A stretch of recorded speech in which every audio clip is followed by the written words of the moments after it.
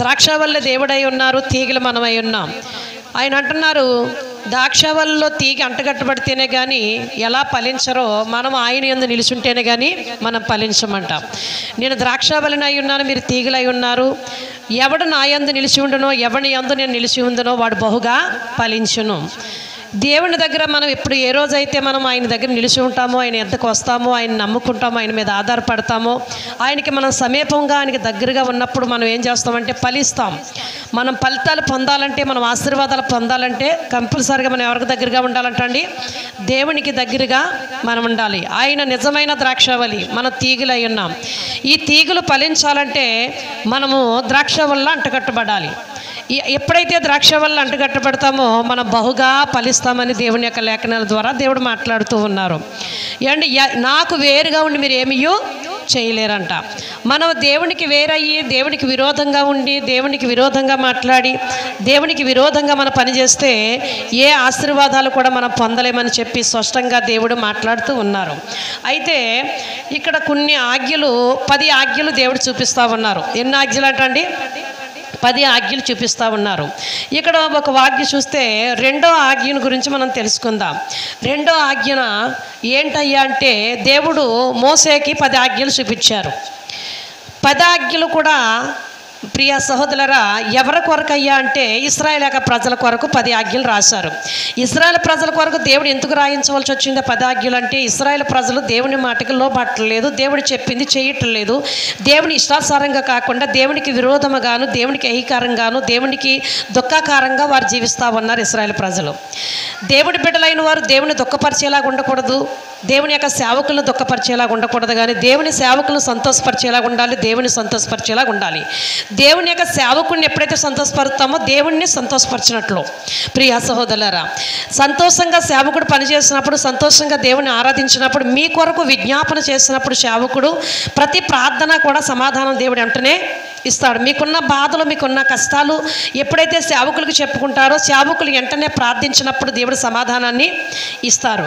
ఏంటి, ఎప్పుడు సేవకుడు ఎలా ఉండాలంటే సంతోషంగా ఉండాలి. అయితే ఇశ్రాయేలు ప్రజలు ఏం చేశారంటే మోషే మాట పక్కన పెట్టి వాళ్ళు ఇష్టానుసారంగా జీవించడం ప్రారంభించారు, దేవునికి విరోధంగా నడుస్తూ ప్రారంభించారు. దేవుడి దగ్గరకు వస్తున్నారు కానీ లోకమును, లోక మర్యాదలను వారు విడిచిపెడతలేదు, లోక ఆచారాలను వాళ్ళు విడిచిపెడతలేదు, లోకానుసారంగా జీవిస్తూ ఉన్నారు. వస్తానికి దేవుడి దగ్గరకు వస్తున్నారు, దేవుడిని ఆరాధిస్తున్నారు, మోసే మాట విన్నారు, దేవుడి దగ్గరకు వచ్చారు, కానీ వచ్చి వారు దేవుని దగ్గర నిలవలేకపోతున్నారు, దేవుడు చెప్పింది చేయలేకపోతున్నారు, దేవునికి ఇష్టానుసారంగా వాళ్ళు జీవించలేకపోతున్నారు.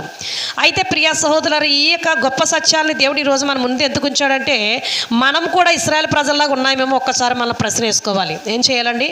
ఇశ్రాయేలు ప్రజలు ఎలాగైతే దారి తప్పిపోయారో, ఇశ్రాయేలు ప్రజలు ఎలాగైతే దేవుని మాటని తప్పిపోయారో, ఇశ్రాయేలు ప్రజలు ఎలాగైతే దేవుని యొక్క మార్గాన్ని విడిచిపెట్టి లోకానుసారంగా ఎలాగ జీవించి వాళ్ళ శాపాన్ని తెచ్చుకున్నారు. ఈరోజు దేవుడు మనతో కూడా మాట్లాడుతున్నాడు. ఏంటో తెలుసా? మనం ఇశ్రాయేలు ప్రజలు ఎలాగైతే వాళ్ళు దేవునికి విరోధంగా ప్రవర్తించి ఉగ్రత తెచ్చుకున్నట్లుగా కాకుండా మనము దేవుని మాట విని దేవుని ఆశీర్వాదాలు పొందాలి. ఎవరి మాట వినాలండి? మన దేవుని మాట విని దేవుని ఆశీర్వాదాలు మనం పొందాలి. అందుకని ఇక్కడ ఆయన అంటున్నాడు, నేను ద్రాక్షవల్లినై ఉన్నాను, మీరు తీగలై ఉన్నారు. ఎవడు నా యందు నిలిచి ఉండనో, ఎవని యందు నేను నిలిచి ఉందనో వాడు బహుగా ఫలించును. నాకు వేరుగా ఉండి మీరు ఏమీ చేయలేరు. ఇశ్రాయేలు ప్రజలు దేవునికి వేరుగా ఉన్నారు, ఏమైనా సాధించారయ్యా అంటే వాళ్ళు ఏమీ సాధించలేదు, కానీ లాస్ట్కి వాళ్ళందరూ కూడా మరణించినట్లుగా మనం చూస్తూ ఉన్నాం. అయితే దేవుడు ఈరోజు నిన్ను నన్ను కూడా మరణించడానికి పిలవలేదు, కానీ మనల్ని మరణానికి అప్పగించడానికి పిలవలేదు, కానీ మరణంలో నుంచి జీవములోనికి ఏంటి మనల్ని మరణంలో నుంచి జీవంలోకి నడిపించడానికి, మరణం నుండి మనల్ని ఇడిపించి రక్షించడానికి దేవుడు వచ్చారు.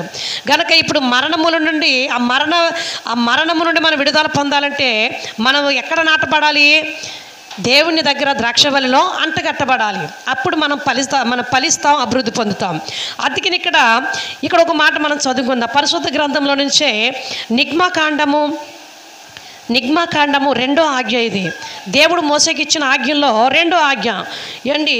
నిగ్మాకాండము 20వ అధ్యాయము 4వ వచనం నుండి 6వ వచనాలు.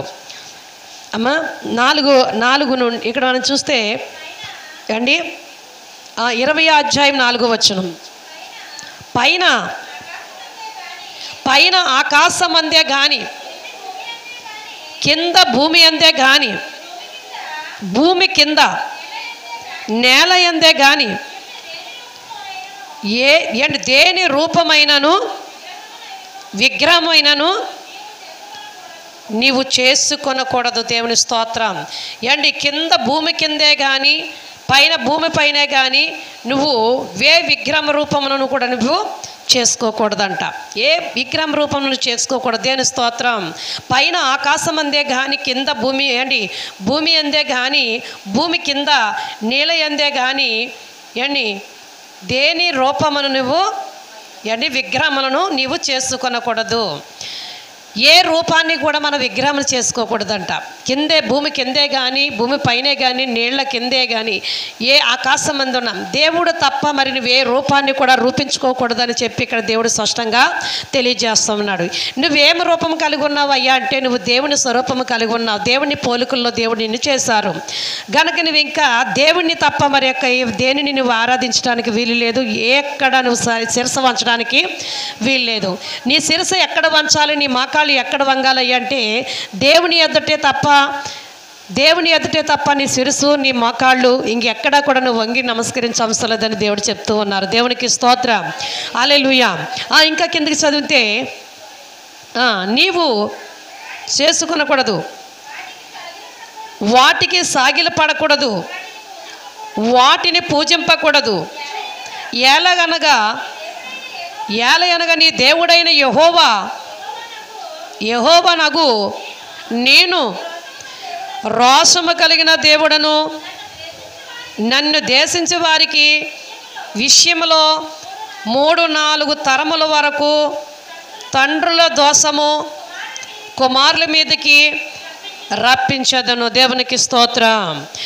నాకు విరోధముగా ఎవరు కూడా నిలబడకూడదు.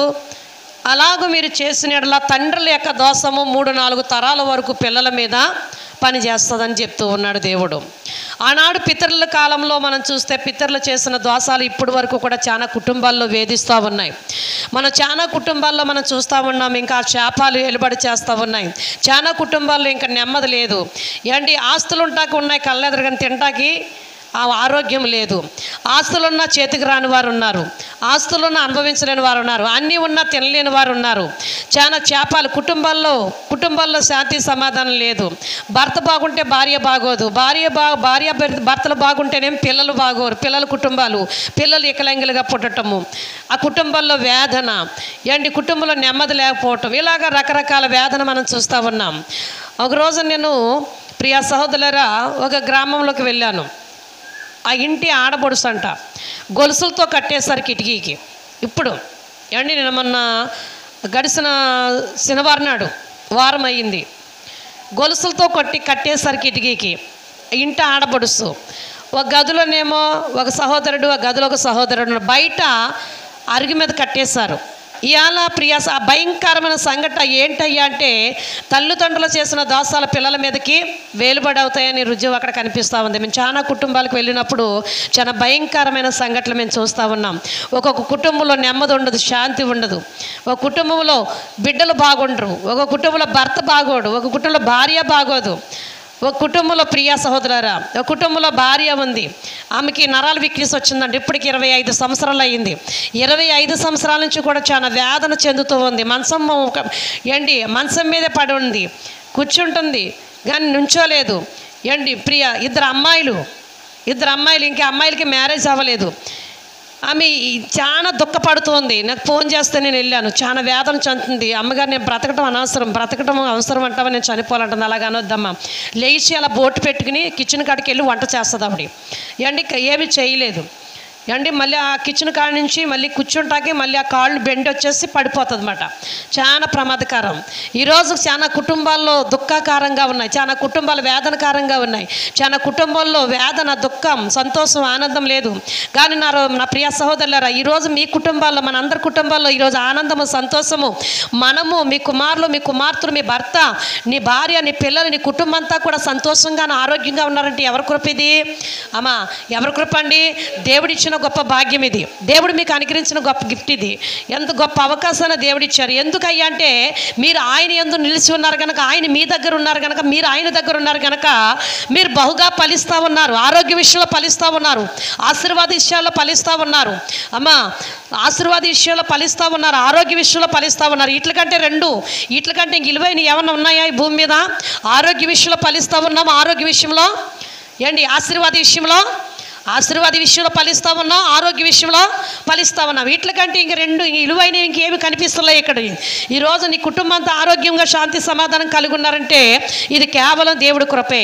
మరి అంత గొప్ప భాగ్యముని, అంత గొప్ప శేషను, గొప్ప ఆశీర్వాదం ఇచ్చిన దేవుణ్ణి మానేసి ఇశ్రాయేలు ప్రజలు ఏం చేస్తున్నారంటే విగ్రహములను ఆరాధిస్తూ ప్రారంభించారు. వారు ఆకాశానికి మొక్కుతూ ఉన్నారు, భూమికి మొక్కుతూ ఉన్నారు, భూమి కింద ఉన్న నీళ్లకు మొక్కుతూ ఉన్నారు. మీరు ఏ రూపమును చేసుకొనవద్దు, ఏ రూపాన్ని మీరు ఆరాధించవద్దు, నేను రోషము కలిగిన దేవుడును అని చెప్తూ ఉన్నాడు ఆయన. ఏ దేవుడు అంటండి? నేను రోషము కలిగిన దేవుడును. ఇదిగో ఆనాడు పితరులు చేసిన పాపాన్ని బట్టి ఇదిగో ఈనాటి వరకు తండ్రుల యొక్క దోషము ఇదిగో పిల్లల మీద ఏలుబడి చేస్తుంది. ఆ దోషం మీ మీదకి, మీ పిల్లల మీదకి రాకుండా ఉండాలంటే ఇప్పుడు మీరైనా కూడా జాగ్రత్త పడి పితరుల పాపము చేసి వారి శాపాన్ని తెచ్చుకున్నారు, ఆశీర్వాదాలు కోల్పోయారు. ఈరోజు ఆ గతి, ఆ స్థితి, ఆ పరిస్థితి మీ మీదకి, మీ బిడ్డల మీదకి రాకుండాలంటే మీరు జాగ్రత్త కలిగి ఇప్పుడైనా ఈ సత్యాన్ని దేవుడు బోధిస్తున్నాడు కనుక ఈ శాపం మన మీదకి రాకుండా జాగ్రత్త పడాలి. ఈ శాపం మన మీదకి రాకుండా మనం జాగ్రత్త పడాలి. ఈ భయంకరమైన సూచన, ఈ భయంకరమైన శాపం నీ మీద, నీ బిడ్డల మీద వేలు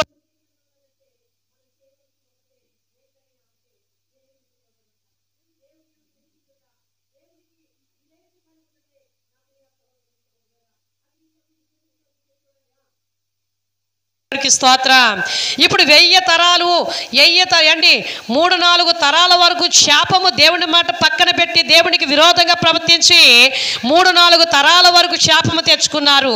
ఆ శాపం మన మీద లేకుండా, ఆ శాపం మన బిడ్డల మీదకి రాకుండా, ఆ శాపము నీ మీద, నీ కుటుంబం మీద వేలుబడి చేయకుండా ఉండాలంటే ఇక్కడ ఏం చెప్తున్నారండి? ఆయన ప్రేమించి ఆయన ఆజ్ఞలను నువ్వు అనుసరించి నడుచుకుంటే 1000 తరాల వరకు కరుణించేవాడై ఉన్నాడంట. 1000 తరాల వరకు కరుణించి కటాక్షించి నేను ఆశీర్వదించి నీకు ఆరోగ్యం ఇస్తానని చెప్తూ ఉన్నాడు దేవుడు. స్తోత్రం. హల్లెలూయా, హల్లెలూయా. ఎన్ని తరాల వరకు అంటండి? నన్ను ప్రేమించి నా ఆజ్ఞలు గైకుని వారిని 1000 తరముల వరకు కరుణించేవాడనై ఉన్నాను. నీ దేవుడైన యెహోవా నామమును వ్యర్థముగా ఉచ్చరించకూడదు. దేవుడి నామాన్ని అంటే ఏం చేయకూడదు అంటండి? అమ్మా, దేవుడి నామమును వ్యర్థముగా ఉచ్చరింప చేయకూడదు. అంటే ఏంటో తెలుసండి? ఆదివారం పునరుద్ధాన దినము, 6 దినాలు కష్టపడి పని చేసుకుని 7వ దినము విశ్రాంతి దినంలో నువ్వు ప్రవేశించి మందిరంలో నీవు, నీ కుటుంబము, నీ భార్య, నీ పిల్లలు, నీ కుటుంబం అంతా దేవుని యొక్క సన్నిధిలో ఆయన ఆరాధించేలాగా ఉండాలి తప్ప వ్యర్థముగానంటే ఆదివారం దినాన్ని దొంగిలించి వ్యర్థంగా మనం పాడు చేసుకోకూడదంట. ఆదివారం ఒక దినం మనం పోగొట్టుకుంటే వల్ల వచ్చేది ఏంటయ్యా నష్టం అంటే మనకు దేవుడిచ్చిన ఆశీర్వాదాలు మనం కోల్పోతాం. పునరుద్ధాన దినం అనగా దేవుడు దీవించబడే దినం, దేవుడు దీవించే దినం. పునరుద్ధాన దినం అనగా మన పాపాలు ఒప్పుకొలు చేసుకునే దినము. రెండోది దేవుని యొక్క దీవెనలు పొందుకునే దినము. ఈ దీవెన వారం నుండి వారం వరకు నీ మీద, నీ పిల్లల మీద, నీ కుటుంబం మీద, నీకు కలిగిన అంతటిపైన దీవెన ఉంటుందంటండి. ఈ దీవెన వారము దీవెన, పునరుద్ధాన దీవెన అనగా వారము దీవెన. ఈ వారము దీవెన, ఈ పునరుద్ధాన దీవెన వారమంతా నిన్ను, నీ కుటుంబాన్ని, నీ భర్తని, నీ పిల్లలను, నీ కుటుంబాన్ని, భార్యను, నీ కలిగిన పశువులు, పాడి పంటలను అన్నిటినీ మీద ఆశీర్వాదం పనిచేస్తుందంట. ఈ ఆశీర్వాదం నువ్వు డబ్బు పెడితే కొనితే వచ్చేది కాదు. డబ్బు పెట్టి పర్వాలేదు, ఈ ఆదివారం నేను వెళ్ళలేకపోతున్నాను పాస్టర్ గారండి, నేను ఒక 1000 రూపాయలు ఇస్తానండి, ఆశీర్వాదం ఇవ్వండి, మీరు అక్కడుండే ఇచ్చేయండి ఆశీర్వాదం, నేను ఇంటికాడే ఉంటానంటే కుదరదు. పాస్టర్ గారండి, పాస్టర్ అమ్మ గారండి, ఈ ఆదివారం నేను రాలేకపోతున్నాను, చుట్టాలు వచ్చారండి బాబు, ఎప్పుడు రాలేదు, కొత్త చుట్టాలు వచ్చారండి బాబు, వాళ్ళకి నేను బిర్యానీలు చేసి పెట్టాలి. అమ్మగారండి, మా పిల్లోడితోటి నేను ఒక 1000 రూపాయలు పంపుతానండి, కొద్దిగా దీవెనిచ్చేయండి అంటే కుదరదు. ఈ దీవెన పొందాలంటే డబ్బులు పెట్టేది కాదు, డబ్బులు పెట్టి కొనేది కాదు, మార్కెట్లలో దేవాలయంలో డబ్బులు పెట్టి కొనేది కాదు. దేవుడి మందిరంలోకి ఎవరైతే భయముతో భక్తితో ఈ పునరుద్ధాన దినాన్ని, ఈ విశ్రాంతి దినాన్ని వ్యర్థముగా ఉచ్చరింప చేయకుండా ఎవరైతే పరిశుద్ధముగా ఆశ్రయిస్తారో, పరిశుద్ధముగా ఆశ్రయించి ఎవరైతే పరిశుద్ధ దినాన్ని పవిత్రంగా కాపాడుకుని దేవుని యొక్క సన్నిధిలో భయముతో భక్తితో ఎవరైతే దేవుని ఆరాధిస్తారో అప్పుడు ఈ ఆశీర్వాదాలన్నీ నీ నెత్తి మీదకి దిగొస్తాయి. దిగొచ్చి నువ్వు దీవించబడతావు. ఎలా దీవించబడతావు చూడండి. ద్వితీయోపదేశకాండము 28వ అధ్యాయము 3వ వచనంలో చూస్తే, ద్వితీయోపదేశకాండం 28వ అధ్యాయం 3వ వచనంలో ఇక్కడ స్పష్టంగా దేవుడు మాట్లాడుతూ ఉన్నారు. నీవు నీ దేవుడైన యెహోవా మాట ఇని నీడల ఈ దీవులన్నీ నీ మీదకు వచ్చి నీకు ప్రాప్తించును. సప్పట్లు కొట్టి దేవుని నామాన్ని మహింపరుద్దాం. దేవునికి స్తోత్రం. నీవు నీ దేవుడైన యెహోవా మాట జాగ్రత్తగా విని నీడల ఈ దీవులన్నీ నీ మీదకి వచ్చి నీకు ప్రాప్తించును. ఈరోజు నా ప్రియ సహోదరి, నా ప్రియ సహోదరుడా, ఈ శ్రాంతి దినాన్ని వ్యర్థముగా ఉచ్చరింప చేస్తే వచ్చే నష్టాలు ఏంటో తెలుసా? శాపాలు. ఈరోజు నువ్వు విశ్రాంతి దినాన్ని వ్యర్థముగా కాకుండా పరిశుద్ధముగా ఆచరించి ఈ పరిశుద్ధ దినాన్ని నువ్వు చాలా జాగ్రత్తగా పవిత్రంగా కాపాడుకుని దేవునితో నువ్వు కలిసి జీవిస్తే, దేవుని యొక్క మందిరంలో నువ్వు నిలిచినట్లయితే, దేవుని మందిరంలో నువ్వు చేర్చబడినట్లయితే, దేవుని పాదాల దగ్గర నీ మకాలు వంచినట్లయితే, ప్రియా సహోదరులను నువ్వు పొందుకునేది ఏంటో తెలుసా? ఆశీర్వాదాలు. ఈ దీవులన్నీ నీ మీదకి వచ్చి నీకు ప్రాప్తించునంట. ఎవరి మీదకి వచ్చి ప్రాప్తిస్తాయండి? నీ మీదకి వచ్చి నీకు ప్రాప్తించును. ఈ దీవులన్నీ నీ మీదకి ప్రాప్తించును, వచ్చి నీ మీద ప్రాప్తించును. ఈ ప్రాప్తించిన దీవులలో ఏమున్నాయ్యా అంటే, నువ్వు పొలములో దీవించబడదువు, నీవు పట్టణములో దీవించబడదువు, పొలములో దీవించబడదువు, నీ గర్భఫల విషయంలో, నీ భూఫల విషయంలో, నీ పశువుల మందల విషయంలో, నీ దుక్కుడెద్దుల విషయంలో, నీ గొర్రె మేకల విషయంలో నీవు దీవింపబడదువు. దేవునికి స్తోత్ర, హల్లెలూయా. ఈరోజు ఈ దీవులన్నీ నీ మీదకి వచ్చి ప్రాప్తించాలంటే నీవు దేవుని మాట శ్రద్ధగా వినాలి. నీ దేవుడైన యెహోవా ఆజ్ఞను అనుసరించి నడుచుకోవాలి. విశ్రాంతి దినాన్ని చాలా జాగ్రత్తగా నీవు పరిశుద్ధముగా ఆచరించాలి. ఎప్పుడైతే పరిశుద్ధంగా ఆచరిస్తావో నీ దీవులన్నీ నీ మీదకి వచ్చి నీకు ప్రాప్తిస్తాయని చెప్పి దేవుడు స్పష్టంగా మోషేతో దేవుడు మాట్లాడి ఈ మాటను మోసే ఇశ్రాయేలు ప్రజలకు తెలియజేస్తున్నట్లుగా ఈరోజు దేవుడు నీతో కూడా మాట్లాడుతూ ఉన్నారు. ప్రియా సహోదరులారా, ఆనాడు ఇశ్రాయేలు ప్రజలతో మాట్లాడిన దేవుడు ఈరోజు నీతో కూడా మాట్లాడుతూ ఉన్నారు. దేవునికి స్తోత్ర, హల్లెలూయా. ఏంటి ఇక్కడ అర్థంగా ఉచ్చరింప చేయకూడదంట. అదే మనం ఇంకా కిందకి చదవండి అమ్మ. నిర్గమకాండమే ఈ శ్రాంతి దినం పరిశుద్ధముగా ఆచరించుటకు నిర్గమకాండము 20వ అధ్యాయం 7వ వచనం.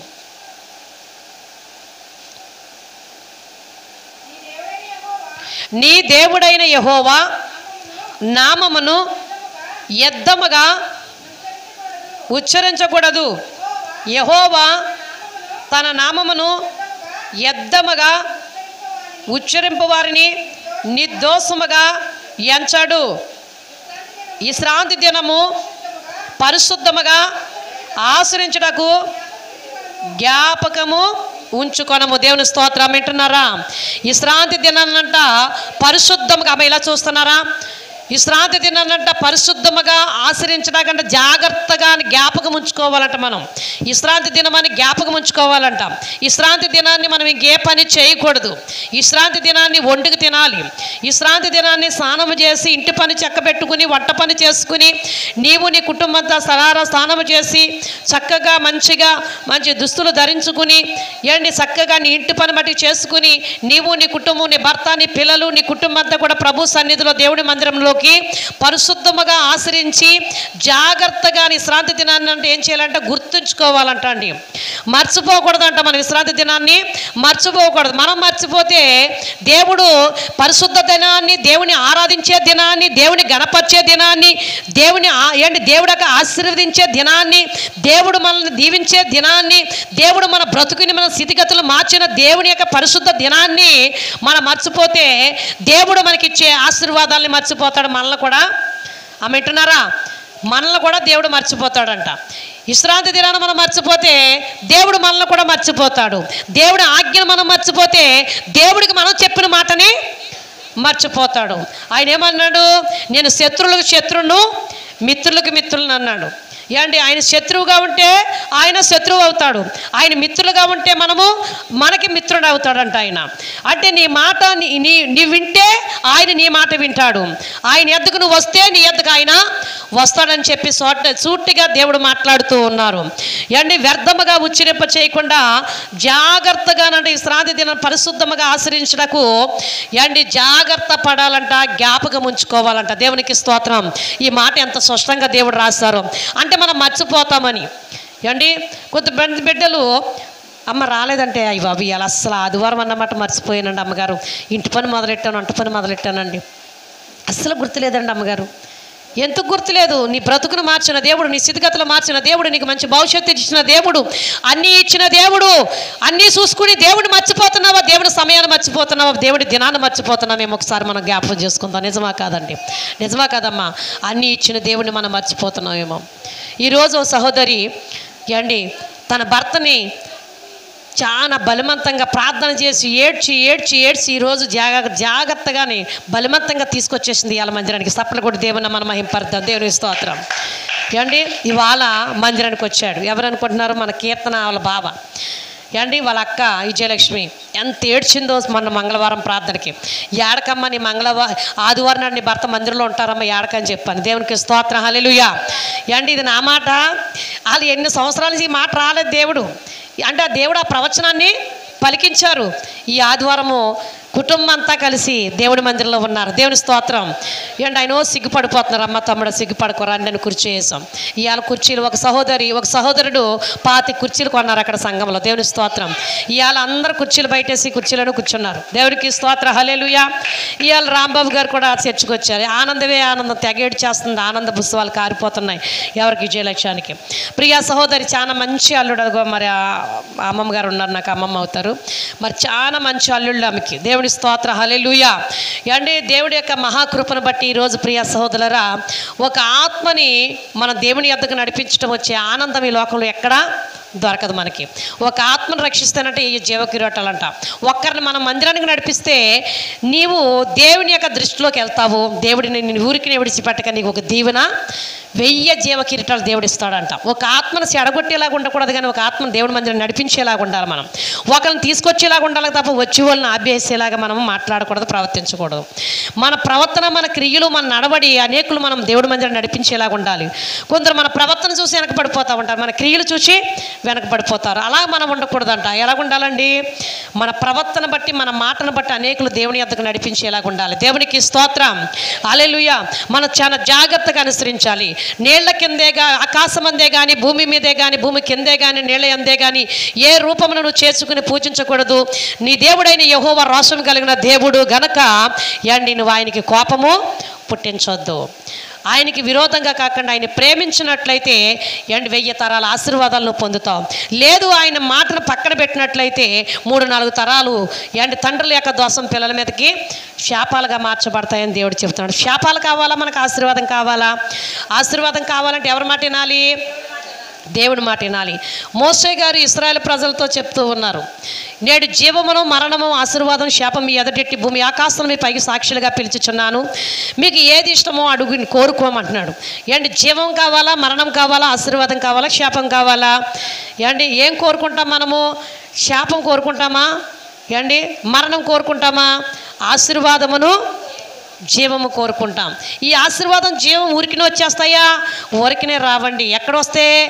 ఎక్కడికి వస్తే వస్తాయి? దేవుని మందిరానికి వస్తే వస్తాయి. రెండోది దేవుని పూర్తిగా అంగీకరిస్తూ వస్తాయి, పూర్తిగా ఆయన మీద ఆధారపడితే వస్తాయి. ఆయన చెప్పింది చేస్తే ఈ ఆశీర్వాదాలు మీకు దొరుకుతాయి. ఊరికనే చర్చిలోకి వచ్చి కూర్చున్నంతరాని ఈ ఆశీర్వాదాలు దొరికేవండి. ఆయన చెప్పింది. యేసు ప్రభువు వారి తల్లి ఒక మాట చెప్పింది.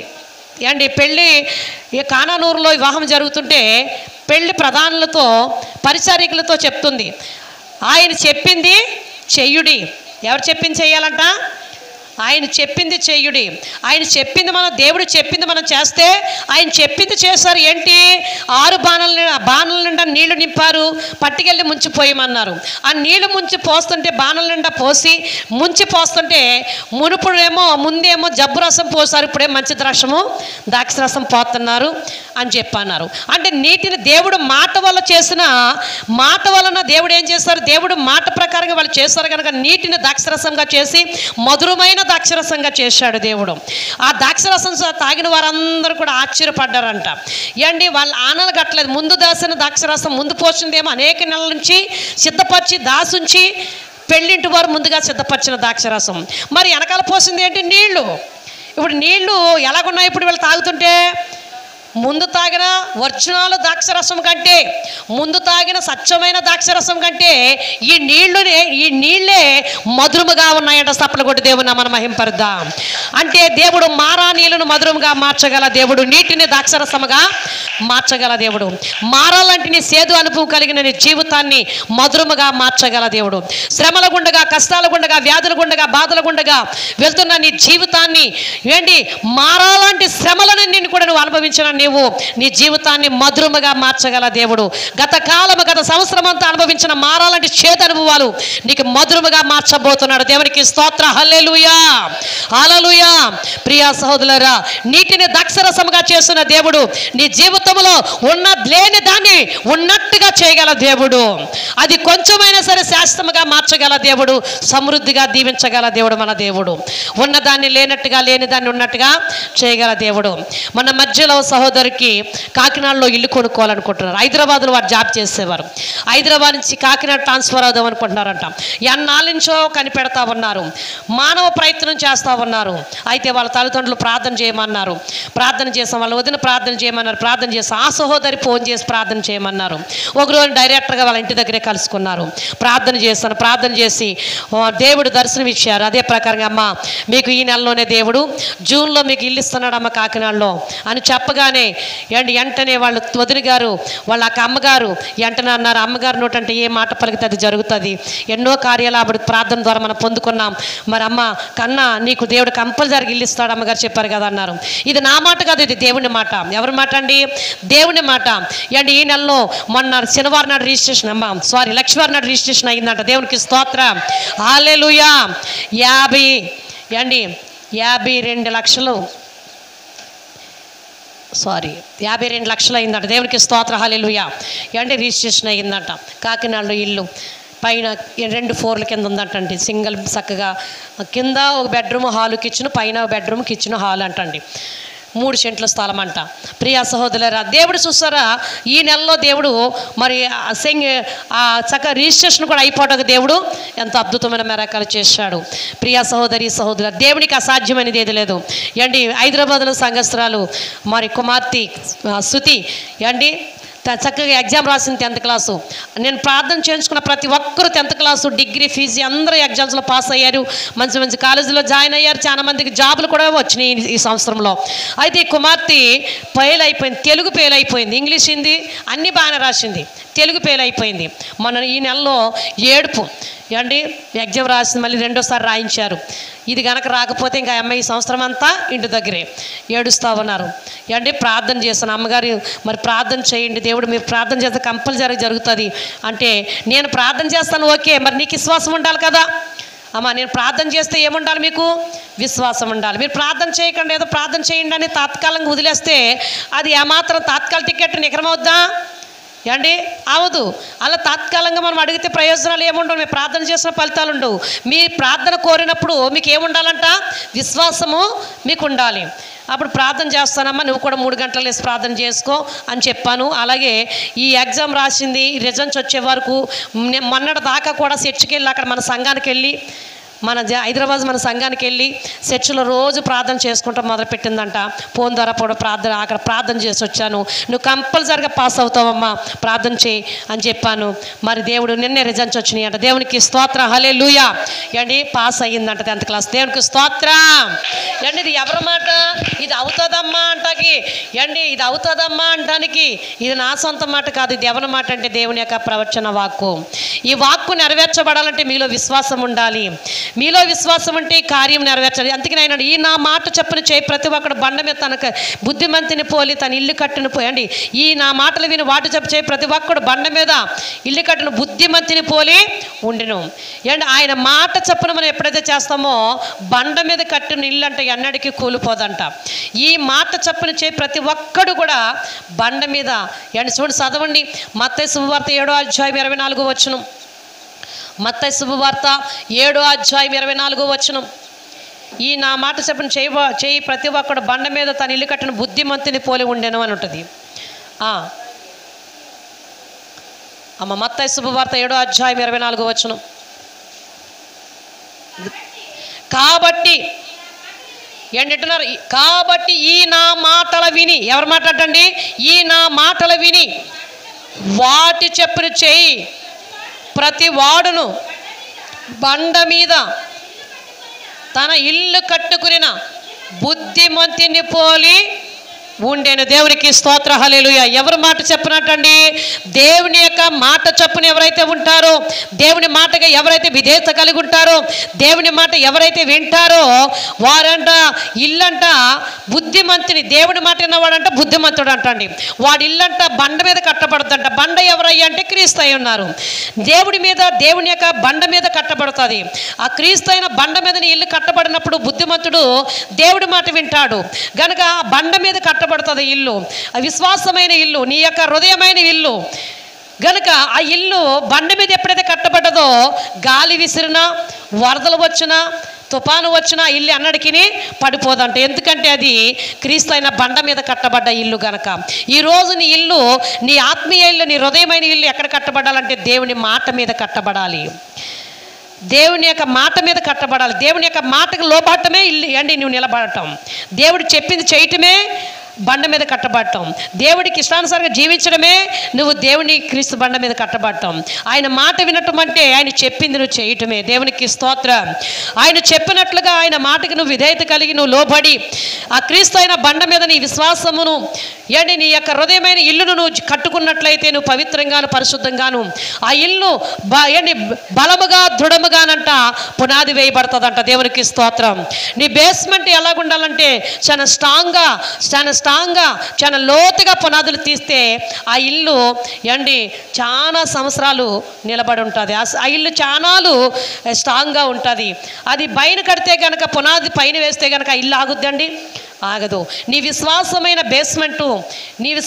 బేస్మెంట్ లోతుగా పునాదులు వేయాలి. ఈ నా మాటలు చప్పున చేయి ప్రతి ఒక్కడు బండ మీద తన ఇల్లు కట్టును బుద్ధిమంతుని పోలి ఉండును. ఆయన మాట చప్పున నువ్వు ఇల్లు కట్టావు అనుకోండి, నీ ఇల్లు, నీ హృదయమైన విల్లు దేవుడికి అప్పగించాలి. నీ హృదయమైన విల్లు నువ్వు దేవుడు చెప్పినట్టుగా నువ్వు చేస్తే ఆ ఇల్లు అంటే ఎప్పుడు శృంగారంగా ఉంటుందంట. ఆ ఇంట్లో ఎప్పుడు ఆనందమేనంట, ఆ ఇంట్లో ఎప్పుడు సంతోషమేనంట, ఆ ఇంట్లో ఎప్పుడు ఏంటి ఉత్సాహమేనంట. ఆ ఇల్లు ఎప్పుడు కూడా ఏంటి ఆనందంతో, సంతోషంతో, ఉత్సాహంతో ఎప్పుడు దేవుడు నివాసించే ఇల్లుగా ఉంటుందంట. ఎప్పుడు దేవుడు నీవు కలుసుకునే ఇల్లు అంట. ఇదిగో మీ హృదయం ఆలయమై ఉన్నదని, మీలో నా ఆత్మ నివసిస్తున్నానని మీరు ఎరగరా అని చెప్తూ ఉన్నారు. ఏంటి మన హృదయం అంటే ఏమై ఉందంటండి? ఆలయమై ఉందంట. అందులో ఎవరు నివసిస్తున్నారంట? దేవుడు నివసిస్తున్నాడంట. మీరు ఎరగరా? ఇది నా ఇల్లు అయి ఉన్నది, నా ఆలయమై ఉన్నదని మీరు ఎరగరా అంటున్నారు. ఈ ఆలయం ఎలా ఉండాలంటే చాలా జాగ్రత్తగా మనం చూసుకోవాలి, చాలా జాగ్రత్తగా మనం కాపాడుకోవాలి. మన ఇంటిని ఎలా పరిశుద్ధపరచుకుంటున్నామో నీ హృదయాన్ని కూడా నువ్వు పరిశుద్ధపరచుకుంటూ ఉండాలి. ఎప్పుడు పరిశుద్ధపరచబడుతుందయ్యా అంటే నీవు ఇంటి దగ్గర ఉన్నప్పుడు ఉదయకాలం మోకరించి నీ పాపాలు ఒప్పుకోవాలి, సాయంకాలం మోకరించి నీ పాపాలు ఒప్పుకోవాలి, మధ్యాహ్నం మోకరించి పాపాలు ఒప్పుకోవాలి, దేవుని యొక్క మందిరానికి వచ్చిన శుక్రవార ప్రార్థనలో నీ పాపాలు ఒప్పుకోవాలి, ఆదివారం పునరుద్ధాన దినాన్ని, ప్రతి నెల సంపూర్ణ రాత్రి ప్రార్థనలో నువ్వు ప్రతి దినం ఎన్ని టైము కూడా నువ్వు ప్రతి దినము నీ పాపాలు ఒప్పుకోలు చేసుకుని కుడి ఎడమలు తొట్టిల్లిపోకుండా, పాపము నీకు అంటుకోకుండా నువ్వు జాగ్రత్తగా కాపాడుకోవాలి. మన ఉదాహరణగా చూస్తే కుమ్మరి పురుగు ఉంది కదండి. ఎంతమంది తెలుసు కుమ్మరి పురుగు మట్టిలోనే ఉంటుంది ప్రియా సహోదరు. కానీ అది బయటకు వచ్చేటప్పుడు మట్టిలో నుంచి బయటకు వచ్చేటప్పటికి ఎక్కడ కూడా దానికి మట్టి అంటుకోదు. ప్రియా తను చాలా పవిత్రంగాను చాలా చక్కగా అందంగాను ఎక్కడ కూడా మట్టి అంటుకోకుండా చాలా నీట్గా చాలా పవిత్రంగా మనకి ఆ కుమ్మరి పురుగు కనిపిస్తూ ఉంటుంది. కుమ్మరి పురుగు మట్టిలోనే ఉంది కానీ ఆ మట్టి అంటుకోకుండా చూసుకుంటుంది కుమ్మరి పురుగు. అలాగే నీవు నా ప్రియ సహోదరి, నా ప్రియ సహోదరుడా, నువ్వు లోకమైన పాపములోనూ జీవిస్తూ ఉన్నావు, లోకమైన బురదలోనూ జీవిస్తూ ఉన్నావు. లోకమైన పాపముని కంటుకోకుండా, లోకమైన మైనముని కంటుకోకుండా, లోకమైన శాపముని కంటుకోకుండా నువ్వు లోకంలోనే జీవించాలి. లోకమైన బురదని కంటుకోకుండా, లోకమైన లోకంలో పాపముని కంటుకోకుండా నువ్వు జాగ్రత్త పడాలి. ఆ జాగ్రత్త పడటం అంటే పాపమైన కడుకు నువ్వు వెళ్ళకూడదు. పాపం అది తప్పు అన్నది నువ్వు వెళ్ళకూడదు. అది పాపమైనది. దానివల్ల శాపం వస్తుంది, దానివల్ల మనకు నష్టం వస్తుంది, దానివల్ల మనం ఆశీర్వాదం కోల్పోతాం, దానివల్ల మనం దేవుడికి దూరం అయిపోతాం. అది దేవుడికి హేయకరమైనది, దేవుడికి విరోధమైనది, అది దేవుడికి ఇష్టం లేనిది, దేవుడికి విరోధమైనది. మనం ఏది ముట్టకూడదు, అంటకూడదు, చేరకూడదు, సమీపించకూడదు. మళ్ళీ మనం జాగ్రత్తగా బురదను ఆ పాపం మనకు అంటుకోకుండా మనం జాగ్రత్తగా ఒక చిన్న కొమ్మరి పురుగే తన శరీరాన్ని తన దేహాన్ని చాలా పవిత్రంగా కాపాడుకుంటుంది. ఈరోజు 70 కేజీలు 80 కేజీలు 50 కేజీలు 50 కిలోలు 70 కిలోలు 80 కిలోలు ఉన్న మనము దేవుని యొక్క పోలికలో దేవుడు మనం చేసుకున్నాడు. ఆయన స్వరూపములో మనం ఉన్నాం. ఆయన ఆత్మ మనలో నివసిస్తూ ఉంది. ఆయన సొదరత్వం ఇచ్చి మనం కొన్ని సంపాదించుకున్న సంఘం మనం ఇంకెంత పవిత్రంగా ఉండాలి ఒకసారి ఆలోచన చేయండి.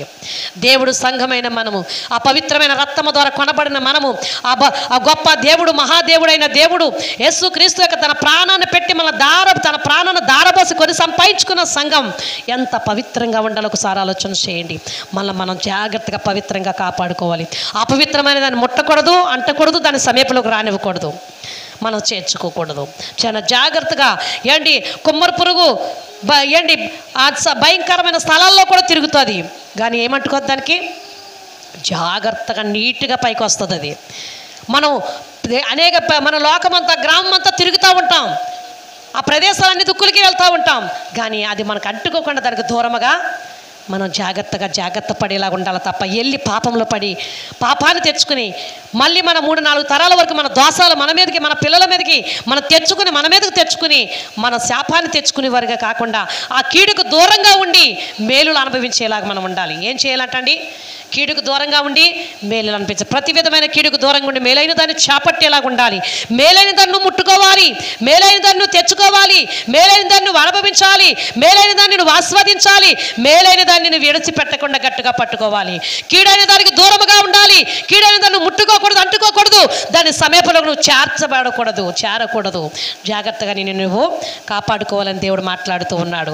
అందుకని ఆకాశము దేవుడిదే, భూమి దేవునిదే, భూమి కింద నీళ్లు దేవుడివే, ఇవన్నీ దేవుడిచ్చినవే. భూమి, ఆకాశ, సూర్య, చంద్ర, నక్షత్ర సమస్త సృష్టి యావత్తును, సకల జీవకోటి రాశులను దేవుడు సర్వ ప్రాణములను తన సర్వ ప్రాణాలని కాపాడిన దేవుడు. అన్ని జీవులను పుట్టించింది ఆయనే. ఆయన గుప్పుడు ఇప్పగా సర్వ జీవులు తృప్తిపరచబడుతూ ఉన్నాయంట. మళ్ళీ పుట్టించింది దేవుడే. ప్రియా సహోదరు, సకల జీవకోటి రాశులు సృష్టించింది ఆయనే. ఆయన మాట చేత అవి జీవించబడ్డాయి. అన్నీ కూడా బ్రతికి పోషించబడుతూ ఈ రోజు వరకు సజీవులుగా ఉన్నాయంటే కేవలము దేవుని కృపే. మనం ఎవరికి లోబడాలి? ఒక్కొక్క మాట చదివేసి నేను ముగించేస్తాను. చూడండి, పరిశుద్ధ గ్రంథంలో నుంచి వాక్య పాఠంలో ద్వితీయోపదేశకాండం 4వ అధ్యాయం 16వ వచనం.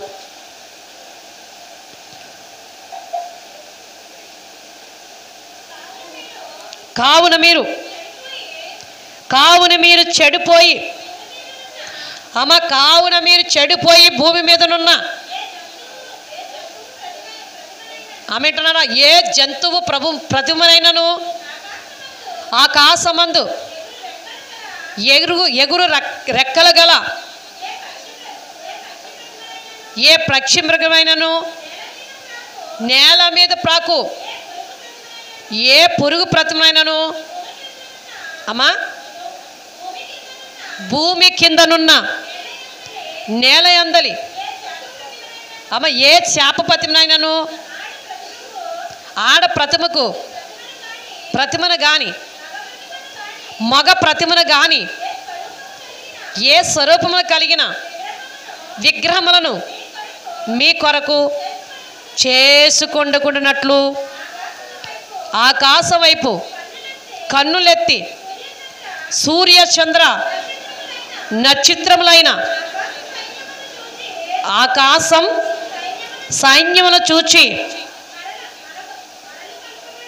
మరల కొలపబడి నీ దేవుడైన యెహోవా సర్వాకాశమును కలిగి ఉన్న కిందనున్న సమస్త ప్రతిమల కొరకు ప్రజల కొరకు సమస్త ప్రజల కొరకు పంచిపెట్టిన వాటికి నమస్కరించి వాటిని పూజింపకుండానట్లును మీరు బహు జాగ్రత్త పడుడి. సపల కొట్టి దేవుని మనం మహింపరుద్దాం. దేవునికి స్తోత్ర, హల్లెలూయా. ఏ పతిమికినంట చేప రూపంలో కానీ ఏంటి, జంతువుల రూపంలో కానీ, పురుగుల రూపంలో కానీ ఏంటి, ఇవన్నీ కూడా ఈ భూమంతా కూడా దేవుడు అంటే పంచిపెట్టాడంట. ఎవరికండి? అమ్మా, మనుషులకు పంచిపెట్టాడు ఆయన, జీవరాశులకు పంచిపెట్టారు, మత్స్యులు చేపలకు పంచిపెట్టారు, పురుగులకు పంచిపెట్టాడు, ప్రతి జీవరాశులకి పంచిపెట్టాడు. ఏంటి, అడవులో ఉండటానికి వాటికి ఆజ్ఞ, భూమి మీద పాగుతాయి కొన్ని పురుగులకు ఆజ్ఞ, చేపలకేమో సముద్రాలు గోదావరులు వాటికి ఏర్పరిచాడు, మనుషులేమో ఆరు నేల మీద నివసించడానికి ఏర్పరిచారు. ఈ భూమి అంతా కూడా, సృష్టి అంతా కూడా దేవుడు ఏం చేశారంటండి, ఇది దేవుడు జీవించడానికి మీకు పంచిపెట్టాడు తప్ప వీటిని పూజించడానికి ఏంటి, సూర్యచంద్ర నక్షత్రములను ఆకాశమును మీకు మనుషులకి దినములను అమ్మా సంవత్సరములను నెలలను ఏంటి, దినములను నెలలను సంవత్సరములు మీకు తెలియజేయబట్టగా సూర్యచంద్ర నక్షత్రములను ఆయన సృష్టించాడు. రెండోది మీకు వెలుగునివ్వటానికి అస్తమును ఉదయమును కలగజేయటానికి దేవుడు మీకు ఈ సూచనలు ఇచ్చాడు తప్ప వీటిని పూజించడానికి మట్టికి కాదు. ఏ సూర్య నమస్కారములు మనము చేయకూడదని దేవుడు చెప్తూ ఉన్నాడు. దేవునికి స్తోత్ర, హల్లెలూయా. గనుక నా ప్రియ సోదరులారా, ఇక్కడ మనం ఏ రూపాన్ని మనం చేసుకోకూడదంట. చేపల రూపమైన మనం చేసుకోకూడదు. చేపలు మనం తినటానికి ఇచ్చాడు దేవుడు. దేవుని స్తోత్రం. ఏమండి, పిట్టలను కూడా మనం తినడానికే ఇచ్చాడు దేవుడు. ఏమండి, ఇవన్నీ మనకు నీళ్లు తాగడానికి ఇచ్చాడు, ఈ భూమి నివాసించడానికి ఇచ్చాడు. వీటిని ఏటి పూజ చేయటానికి కాదు. సృష్టికర్త అయిన సృష్టిని చేసిన దేవుడిని, సృష్టికర్తను మానేసి సృష్టిని ఆరాధిస్తూ ఉన్నారు ప్రజలు. సృష్టిని ఏంటి, సృష్టికర్తని పక్కన పెట్టి సృష్టిని ఆరాధిస్తూ ఉన్నారు. సృష్టికర్త అయిన దేవునికి నువ్వు స్మరణకు తెచ్చుకునేలాగా ఉండాలి తప్ప, ఆయన సేవించేలాగా ఉండాలి తప్ప, ఆయన చేసిన సృష్టిని నువ్వు ఆరాధించి శాపము తెచ్చుకోవద్దు. దేవునికి స్తోత్రం. ఆయనలో ఏమి లేదు, అట్లలో ఏమి లేదు ఏమండి, లేదు. మొక్క మాటండి. యోహాను సువార్త మొదటి సువార్త ముగించేస్తాను. యోహాను సువార్త పత్రిక 5వ అధ్యాయం, యోహాను సువార్త పత్రిక 5వ అధ్యాయం 21వ వచనం. మీరు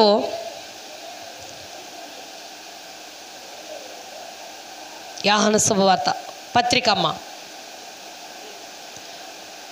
పత్రిక అండి, ప్రకటన పక్కకి వెళ్ళిపోండి అమ్మ. 5వ అధ్యాయం 21వ వచనం, 5:25. అమ్మ వింటున్నారా? చిన్న పిల్లలారా, అమ్మ వింటున్నారా? చిన్న పిల్లలారా విగ్రహముల జోలికి పోకుండా, ఏంటి, చిన్న పిల్లలారా విగ్రహముల జోలికి పోకుండా మీరు జాగ్రత్తగా ఉండండి. ఎవరండి చిన్నపిల్లలు? అమ్మా, ఇక్కడ చిన్నపిల్లలు అంటే ఎవరు? మనమేనండి. మనందరము చిన్నపిల్లలుగా పోల్చుకున్నారు. చిన్నపిల్లలు వాళ్ళకి ఏది తెలియదు.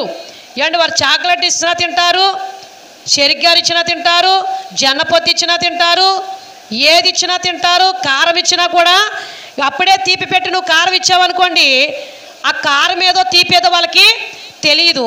తీపి నోట్లో పెట్టుకుంటారు, కారం కూడా నోట్లో పెట్టుకుంటారు.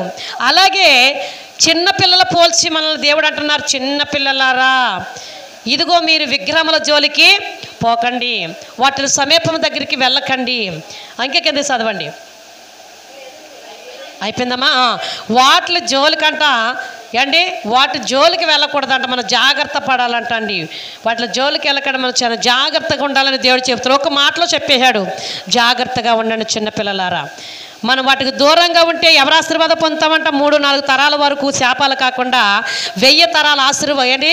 1000 తరాలు ఏం పొందుతామంట? దేవుని యొక్క కటాక్షమును, అంటే దేవుని యొక్క దయను, దేవుని యొక్క ఆశీర్వాదాలను, 1000 తరాల దీవెన ఇస్తానని చెప్తూ ఉన్నాడు.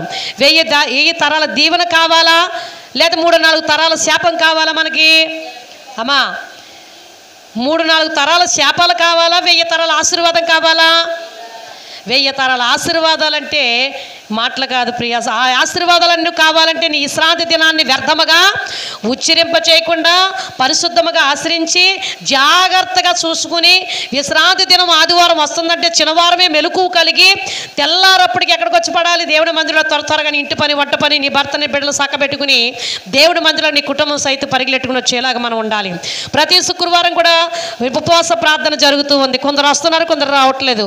ఈ గ్రామం కొరకు, సంఘం కొరకే దేవుడు ఉపవాస కూటాలు పెట్టమన్నారు. 7 శుక్రవారాలు కీడు నుండి తప్పించబడతారు, సోదరుల నుంచి విడిపించబట్టాకి.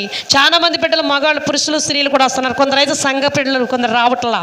ఈ శుక్రవారం కంపల్సరిగా మీరు రావాలి. దేవునికి స్తోత్ర, హల్లెలూయా. రాలేదనుకో నాకేం లెక్క అప్పచెప్పలేదు, మీకే దేవుడికి లెక్క అప్పచెప్పాలి.